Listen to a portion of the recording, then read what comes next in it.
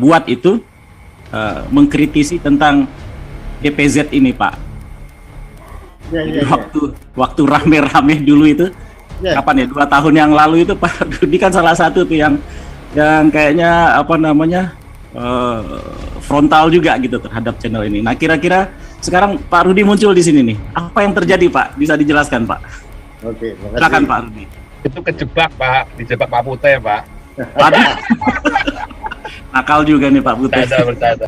Saya secara pribadi tidak memusuhi seorang Paul Zhang dan aktivitas-aktivitasnya. Tapi yang jelas, siapapun dia yang berpotensi membuat kegaduhan dan membuat kelompok Kristen non-Muslim di sini berbahaya, saya akan kritisi. Nah, waktu itu saya mempunyai persepsi apa yang dilakukan oleh saudara saya Paul Zhang ini bukan hanya menimbulkan kegaduhan, tapi juga membahayakan sahabat-sahabat saya yang non-Muslim di kita, gitu. Kegaduhan. Dan ini mungkin saya katakan sama Mas Paul, mungkin strategi saya sama Mas Paul Zhang ini berbeda. Ya, strateginya beliau kan strategi DPO style, gitu. Jadi kalau saya pasti agak soft. Nah, itu yang saya sampaikan sama Pak Alex. Kalau Pak Supriyadi dan kawan-kawan mau menginisiasi seorang Paul Zhang menjadi pahlawan Pancasila, saya akan mendukung. Jadi siapapun termasuk Pak Tobing juga menulis buku tentang Pancasila, saya juga ingin mendukung beliau kalau beliau jadi pejuang Pancasila. Karena saya merasa saya tidak sendiri.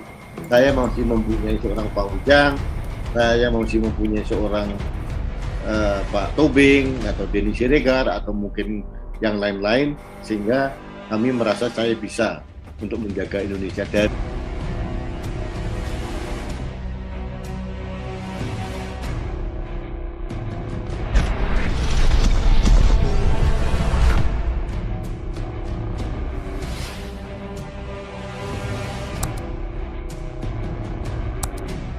bergerak, Pak.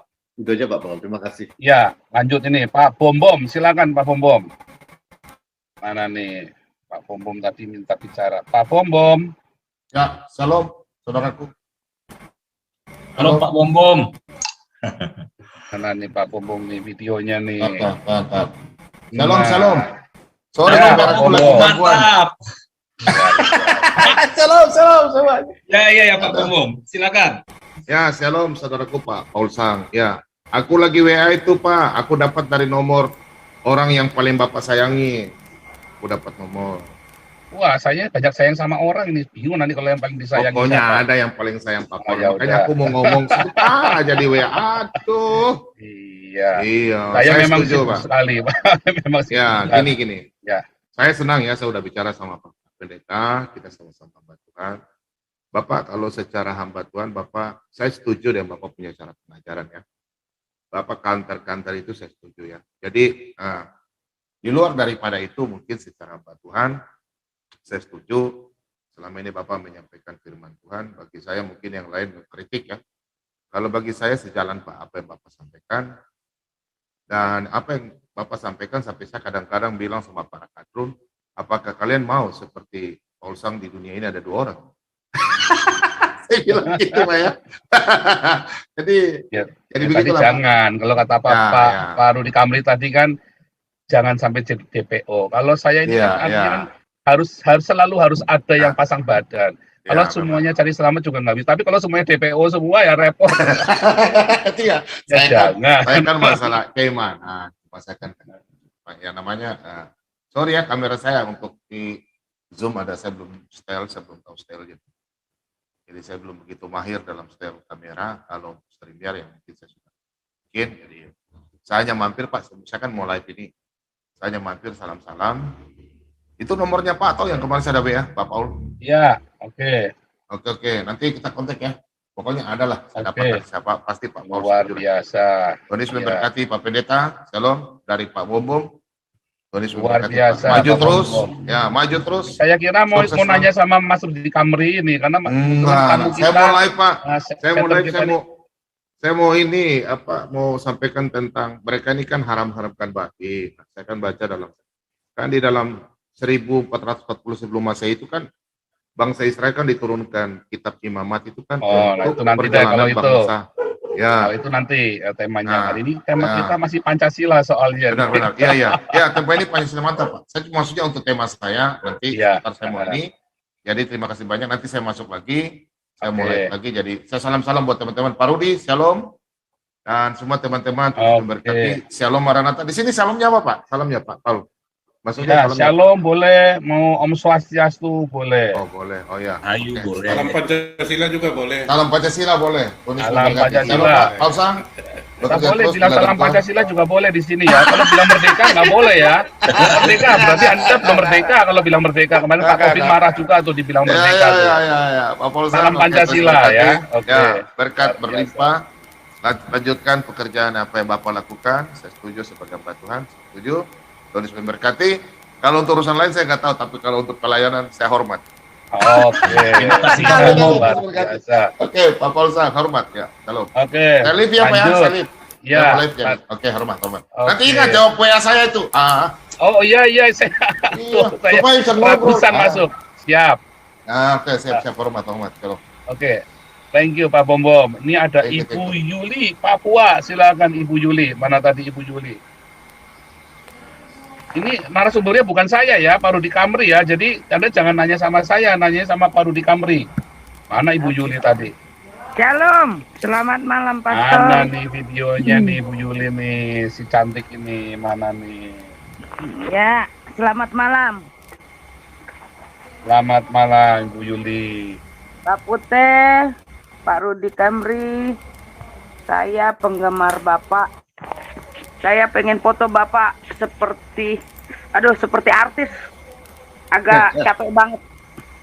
Kejar-kejar. Gitu. Ingat Rano Karno ya kalau lihat Mas Rudi Kamri ya. Cuma Rano Karno sekarang udah jelek, udah gembul ya. Iya. Iya, Pak Rudi. Saya kan selalu ngikutin kanal Anak Bangsa nih. Untuk saat ini terutama kami berada di Jawa Barat nih. Jawa Barat, Depok, Bogor itu tentang radikalisme ini sangat ibarat katanya kampung sarangnya kadrun lah kalau kata ininya lah sekarang ini sarangnya kadrun. Nah, bahkan tadi kami juga sempat ikut Bandung Lautan Kebaya bersama Pak Jenderal dan Ibu Wonder Woman juga Kak Lisoy ada tadi. Nah, kami sempat nginep di tempat TNI markasnya TNI Bandung. Nah, saya menyampaikan memperpanjang lidah juga dari Kak Lisoy karena Kak Lisoy belum masuk karena tadi Ibu istri Pangdam Sriwijaya memang sangat ayu, dia berkebaya dan bersanggul. Sayang dia mempromosikan dari awal mempromosikan kebaya, tapi sayang sanggulnya itu tidak beliau promosikan. Nah, sangat alangkah baiknya sanggul pun dipromosikan. Nanti tiba-tiba sanggul kita diakui oleh Malaysia lagi seperti itu. Baru kita kebakaran jenggot gitu loh. Sampai Reok Ponorogo, apalagi Ponorogo, rendang, terus apa lagi tuh ya? Banyak pokoknya gitu. Itu semuanya kan diakui sama orang Malaysia. Nah, untuk bangsa Indonesia, untuk Pancasila itu pertanyaan saya, kenapa saat ini ibu-ibu yang ada sampai hampir setiap minggu, terutama Bunda Pertiwi itu menggerakkan khusus untuk perempuan berkebaya, model apapun yang penting kebaya judulnya. Nah, kita Indonesia ini ibu-ibu sudah sangat langka melihat ibu-ibu yang seperti tadi. Saya bangga banget ada oma-oma yang sudah di atas 70 tahun dengan kebaya dan kondenya itu. Aduh, saya kangen banget ngelihat itu ibu-ibu yang seperti itu. Sudah ibaratnya barang yang sangat-sangat langka di Indonesia. Kita lihat wajah seperti itu yang berkebaya benar-benar berkonde itu. Nah, itu buat saya, menurut Pak Rudi sendiri sebagai channelnya Kanal Anak Bangsa, itu kan harus anak bangsa saat ini yang muda-muda, nah jangan malu mempamerkan budaya Indonesia sendiri yang sudah dari zaman dulu kala, zaman kerajaan yang sudah pakai kebaya, yang pakai kemben. Nah itu buat saya bangga. Sedangkan di Eropa saat ini kita lihat di TV, di mana orang fashion show apa berkebaya, bule-bule tuh nggak malu berkebaya gitu loh. Nah kok kenapa Indonesia kok malu berkebaya? Itu aja dari saya. Oke. Satu lagi ya, dua lagi supaya bisa langsung nanti. Ini, oke, Pak Alex Hiti. Wah, ini dia Ambon Manise. Silakan. Pak Alex. Mana nih Pak Alex nih? Pak Alex. Salam Pancasila, bisa dengar? Salam Pancasila. Oh jelas Pak Alex. Ini bukan laporan keuangan yayasan ya Pak. Lanjut. Ya, oke. Ini saya mohon maaf sebelumnya saya nggak nampak wajah, nggak apa-apa ya Pak Rudi ya. Saya sudah nampak, tenang aja nanti. Soalnya nanti ini baru Kamri kalah ganteng sama Pak Alex, nanti repot nanti. Ini channel panas soalnya, jadi kondisi masih belum aman, jadi saya nggak berani nih. DPO soalnya nih, channel DPO.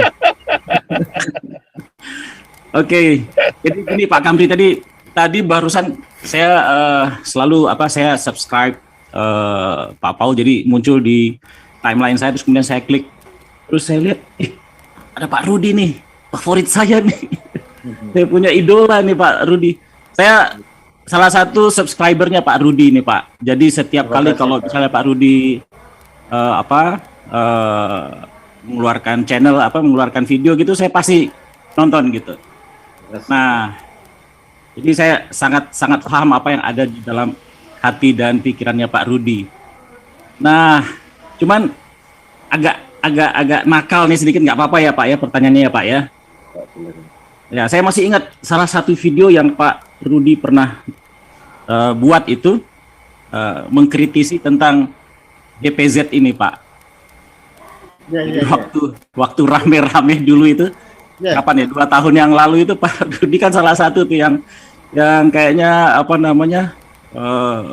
frontal juga gitu terhadap channel ini. Nah kira-kira sekarang Pak Rudi muncul di sini nih, apa yang terjadi Pak? Bisa dijelaskan Pak? Oke, silakan Pak Rudi.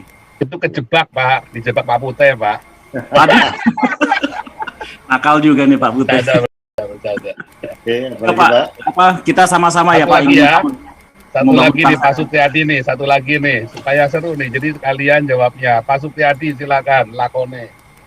Selamat malam, shalom untuk Pak Paul. Halo. Shalom untuk Pak Rudi, terus shalom untuk Pak Ute juga, sama Pak Santi Ahmad, shalom untuk semua rombongan nanti 26. Ini saya juga fansnya Pak Rudi ya, saya juga subscribe sama suka lihat channelnya Bapak ya, Kanal Bangsa, bagus sekali itu Pak, itu edukasi sekali itu Pak, itu bagus, itu keren itu Pak. Saya mau tanya ini sama Pak Rudi ya, ini Pak, kita ini kan negara ini kan bisa dikatakan ada isu-isu ya Pak ya, untuk 2024 ini kan gembar-gembor ini pertarungan ini katanya antara, udahlah saya sebut aja antara khilafah sama nasionalis lah atau Pancasila lah gitu. Nah terus ini kan tantangan kita ke depan ini, saya mau tanya ya, menurut pandangannya Pak Rudi, sebenarnya apa sih Pak yang bisa maksudnya dilakukan oleh kita lah, maksudnya oleh kita semua ini untuk menumbuhkan rasa cinta kepada Pancasila gitu loh. Kalau tentunya kalau kita cinta dengan Indonesia, otomatis juga kita mencintai Pancasila gitu sebagai dasar negara kita gitu. Terus gini Pak Rudi, pertanyaan kedua ini singkat aja Pak. Nah dulu mungkin tadi Pak Alex juga mengatakan bahwa Bapak dulu mengkritisi ya Pak DPZ ya, nabi saya ini. Nah sekarang saya mau tanya Pak, apakah yang dilakukan dengan Pastor Paul ini dengan yayasan-yayasan yang ada, berjuang dengan Galarua, dengan Damaris, memberi makan juga Pak, dengan bekerja sama juga ya dengan Pak Tobing dan semuanya, Pak Ponto dan Galarua ya, yang mempromosikan Pancasila. Apakah Pak Paul ini pantas nggak Pak menurut Bapak itu dinobatkan sebagai pahlawan Pancasila? Terima kasih Pak Rudi. Selamat malam. Oke, 3 dulu ya. Langsung Pak Rudi Kamri, lalu Pak Santiamar sudah co-host ya Pak Santiamar ya? Oke. Moderator Pak Santiamar. Silakan Pak Rudi Kamri, silakan. Oke, terima kasih. Terima kasih Mas Paul. Yang pertama saya mau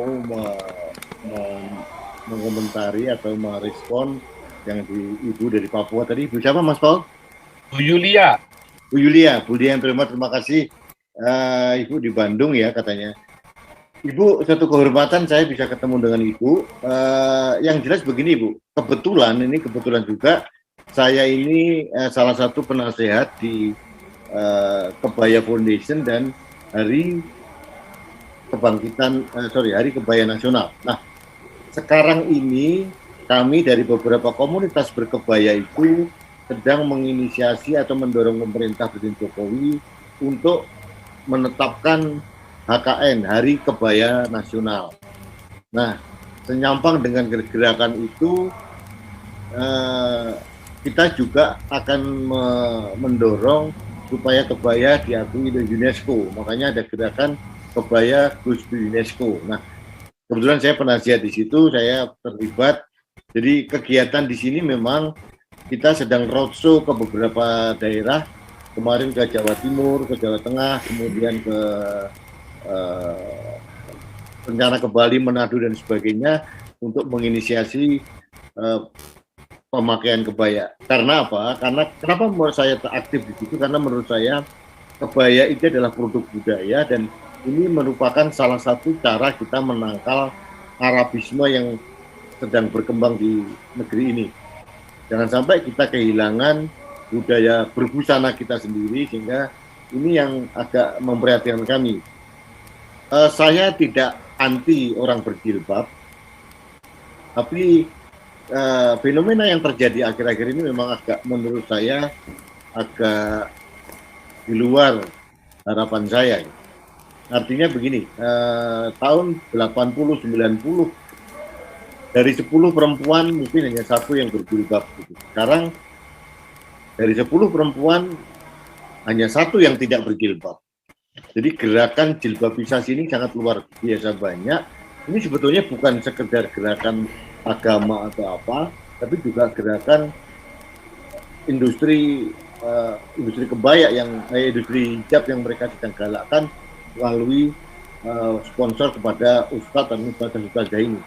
Ini gerakan yang mungkin belum disentuh. Suatu saat saya akan ceritakan masalah hal ini. Tapi kembali ke kebaya, Bu. Sekarang ini memang sudah ada gerakan yang namanya Selasa Berkebaya. Selasa Berkebaya ini sudah berjalan sekian tahun, saya kira. Tapi memang harus kita akui belum sempurna, belum membudaya, dan belum dilakukan oleh semua. Makanya beberapa komunitas kebaya nasional sedang mendekati beberapa instansi pemerintah, TNI dan Polri agar gerakan Selasa Berkebaya itu dilakukan di instansi masing-masing. Itu yang terjadi. Nah, saya bukan ahli kebaya, Ibu, tapi yang saya tahu sebetulnya kebaya itu ada 2.